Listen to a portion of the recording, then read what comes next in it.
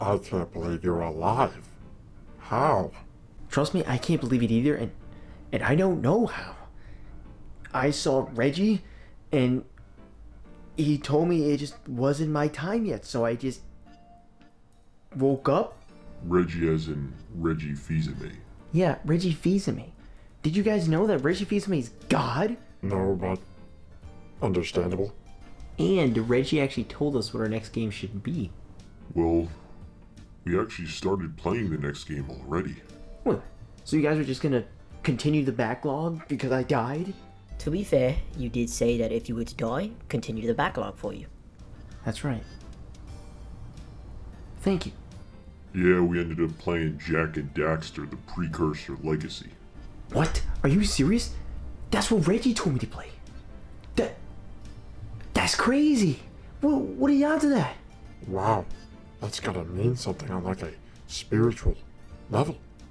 Probably. But since, we're all on the same page, I guess, let's get to it. I'm back at the backlog. Been gone for way too long.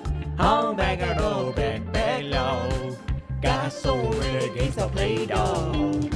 I'm back at the backlog. Donkey Kong expands my dog.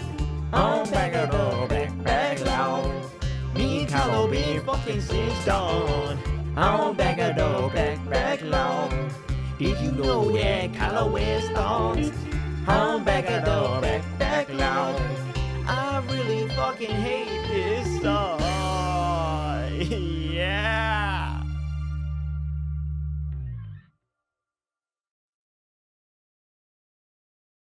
I'll say something really teary at the funeral, like, "How am I gonna get changed back now?" What is up, guys? It is Robert of Gaming with me, and welcome to Back at the Backlog, the series where we take a look at the games that I recently beat off my backlog. Today's episode is on the game Jak and Daxter, the Precursor Legacy, on the Jak and Daxter HD Remastered Collection. My history with the Jak and Daxter franchise is very little. I'm pretty sure I actually played this game when I was younger, but I basically own all those games that I had back in that day, and I don't own Jak and Daxter, at least anymore. So, I don't know, maybe I didn't actually play it. I know for sure I never finished it. If I ever played it, it was very, very, very, very short-lived. Regardless, it was a franchise I very much wanted to get into, and so here I am, 21 years later, after its original release, finishing the first one.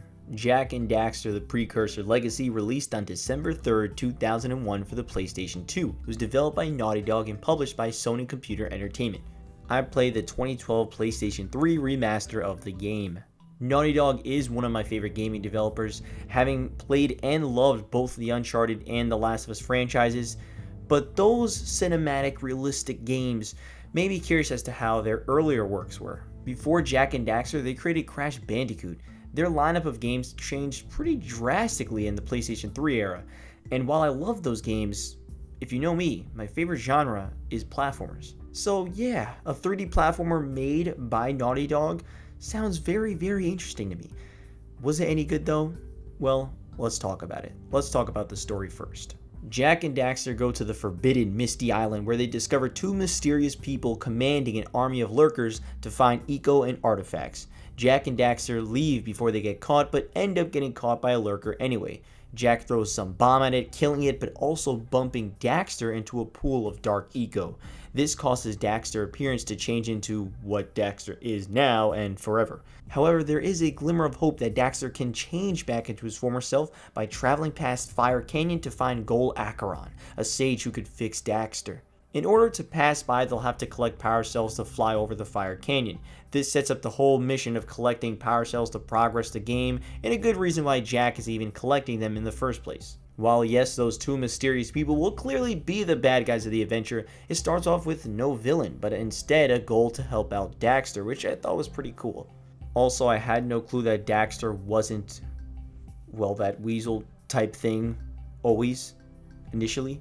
Visually, this game looks great. Like I said, this is the remastered version on PS3, and man, it looks good. Nice environment details, beautiful, colorful worlds. It's got a great visual style. It may be a PS2 game, but it's a damn pretty PS3 game as well. I had no clue that they brought this game to PS3. I thought we all played it on the same platform. You played it on PS2? Yeah? You don't sound too confident. I mean, it had to be, right? Could also be on PS4, but yeah, probably. Progressing with power cells is very much like Super Mario 64. On the pause menu, there's a list of power cells you could obtain, but the difference between Jak and Super Mario 64 is the way of acquiring missions. Super Mario 64 has the paintings you jump into, which then leads to a mission select screen. But Jak and Daxter takes this idea further, with no mission select screen, but just one big world with power cells to collect in each environment. Each is connected beautifully, and the transitions between the environment locales are well designed. Going from the sandy lands of Sentinel Beach to the trek back to Sandover Village is natural, while still having the different locations feel unique. This is essentially an open world game, not in the sense of Breath of the Wild or GTA or something like that, but it literally is a world that is open. There's no loading screens to a different area, the whole world is just there, and it makes it feel even more like an adventure since you are literally traveling through the land. It's absolutely brilliant. Only thing I would change mission wise is when they display the names of the missions. You'll normally get the name of the mission after collecting the power cell, which would be fine if it was an actual name, but they are more like hints to what they are. To me, you might as well have them there on the get-go, straight up just be hints to the power cells at that point instead of uncreative names. Like, what's your favorite power cell? Oh, mine is herd the moles into their hole. And the classic bring 90 orbs to the warrior. Those aren't exactly names, that's just how you get the power cell. Being a platformer, controls are incredibly important. Luckily, the controls are pretty good. There are some quirks about it I don't love that I had to just get used to eventually, like for instance, the double jump. You can't double jump at any point in the air. It seems Jak will only double jump at the peak of his jump. Once he is descending, you just can't jump again. It took a while for me to get used to that, as even a hair later, Jak is straight up locked out of a double jump and he would just fall, which created for some frustrating moments. In terms of the rest of Jak and Daxter's moveset, you can roll and jump, which allows Jak to jump further than usual. That jump can be a little finicky as Jak snaps to one location. It wasn't always a problem, but sometimes it just felt like I wanted to go more to one side, and Jak just snapped the jump way further to the side than intended. I also wouldn't mind Jak and Daxter being a tad bit faster, like a tad, just a tad. Jak can also punch and spin like Crash Bandicoot. The camera can be a pain occasionally, every so often it just works against you. One thing I really love about this game is Daxter. Daxter is a comical character who delivers some funny lines at unexpected times. Like when Jak dies, Daxter will climb on top of him and talk shit to him, and you see it in a first person perspective. It's awesome. Step 1, stay alive. Step 2, think about not doing something like that again! Don't step into the light, Jak! Don't step into the light! Heimlich! Stretcher! Yuck. Breath mint? I'll say something really teary at the funeral, like, how am I gonna get changed back now? Jak is actually a silent protagonist, so Daxter does all the talking, and hell yeah, I'm fine with this. Daxter is funny, and Jak is cool too, but admittedly, Daxter is the star of the show for me. I would argue that Jak is the star of the show since you control him. Sure, I don't mean it in like a literal sense. What other sense is there? Are you serious? Are you serious? Yes?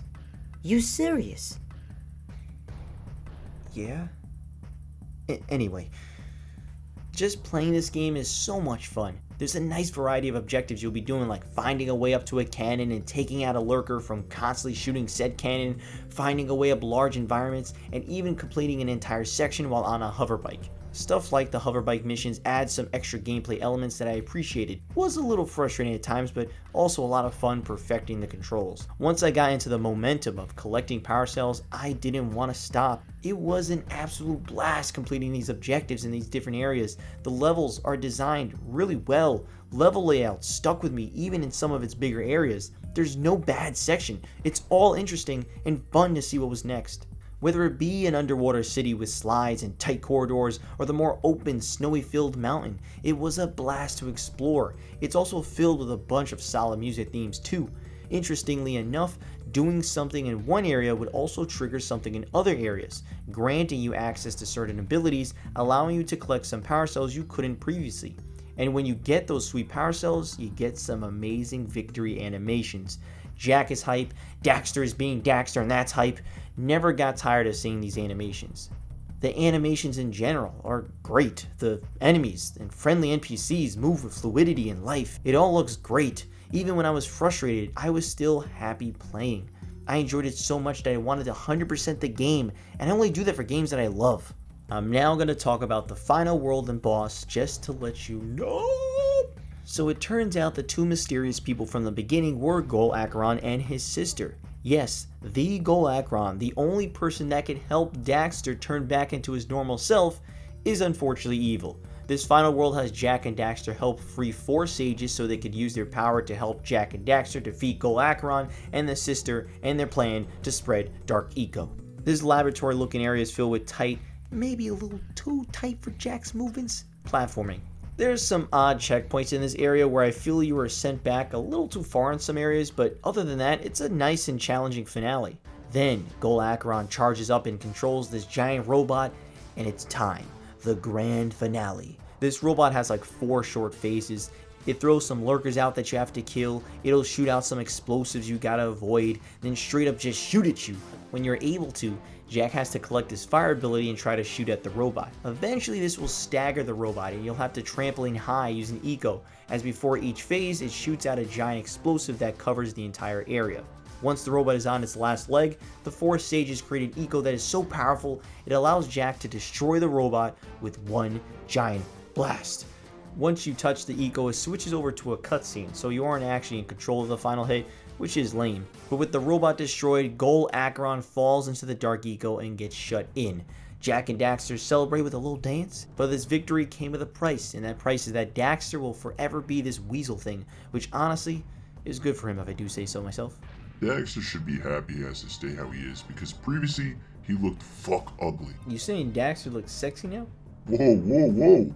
Nobody said the word sexy. You just did, sick fuck. What? Well, if he isn't ugly, he's attractive. I backed myself into this corner, didn't I? Yeah, you did. Now the whole world knows that you think Daxter is attractive. But now the world is safe from dark eco and Jak and Daxter can live a peaceful life until Jak 2. Then the credits roll. That final boss isn't anything special, but it was still fun and got the job done. That was Jak and Daxter, the Precursor Legacy. That game was so good, I loved it so much that yes, I did in fact 100% it. All 101 power cells, 2,000 precursor orbs, and 112 scout flies were collected. Platinum trophy acquired! My second ever, as I'm definitely not a trophy hunter. Collecting 100 power cells grants you a secret ending which has Jak unlocking this ancient door and everyone is amazed at what's behind it, but they never actually show what it is. I'm assuming that's just a sequel tease and whatever it is will be in Jak 2. Either way, it's cool that there's a little cutscene. Regardless, I enjoyed Jak and Daxter a ton. From its comedic personality to its impressive open world structure, this is a must play for any platformer fan. I'm honestly glad I finished it at 23 years old and not at like 6 years old because I wouldn't be able to appreciate the finer details at such a young age.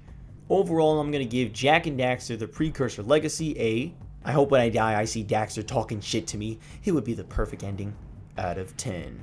This is definitely one of my favorite PlayStation games now, and it makes me want more, which lucky for me, there is more. I'm super looking forward to Jak 2, even though I've heard that there's quite a big shift in tone. I guess I'll learn about that one day. For now, I'm just happy that I got to play one of Naughty Dog's best works. That'll be it for today. Thank you so much for watching. Share these around as these take so long to make. Have you played Jak and Daxter the Precursor Legacy? Did you like it? Did you not like it? Let me know down in the comments below, and I'll see you guys next time. Jak and Daxter the Precursor Legacy was a platformer that was open unlike any other, but it is officially out of the backlog.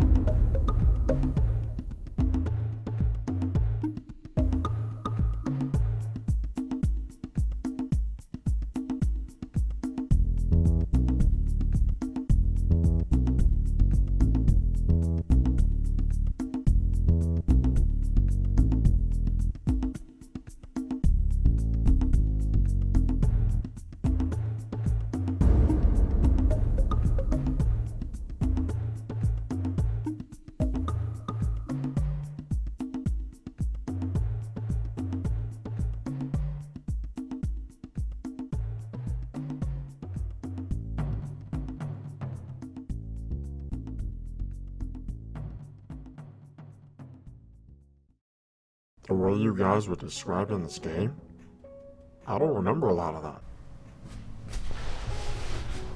What do you mean? I mean, I remember like the snow place, but everything else, a lot of it, I'm like, what? Well, you remember the boss, right? She was technically like a witch. Yeah, technically, I guess. There's the one girl with the big tits. Yeah, that one girl with the huge tits that Jak is like about to kiss at the end, and then Daxter interrupts them. What? Are you talking about like his sister? What kind of Rule 34 ass shit are you guys playing? What? No, what were you playing? She's not a sister or anything like that. Jak and Daxter. Jak is all like hairy. I don't know if I would call Jak hairy. He's got a lot of hair on his head, but hairy? What? Are you serious? Jak was so hairy he could be passed off as like a bear. What game were you playing, bro? Like, Jak and Daxter. Two dudes collecting shit, stopping the villain, Jak and Daxter. Dude, you could be talking about a few games like that. You talking about Ratchet and Clank even? No, Daxter's like on the back of Jak and you can fly with Daxter. You could fly with Daxter? What are you talking about, dude? You can't fly with Daxter. Like, what game were you playing? What? Obviously you could fly with Daxter. He's literally a bird. Daxter's not a bird. The witch, the sister, the bird, the bear. Bro, have you been playing Banjo-Kazooie? Oh, you know? You're right. I've been playing Banjo-Kazooie. Oh my God. You're very right. Yeah, this whole thing. I played Banjo-Kazooie.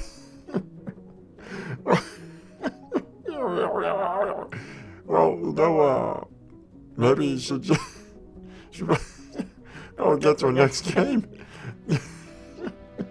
It's what we were supposed to be playing for a while now.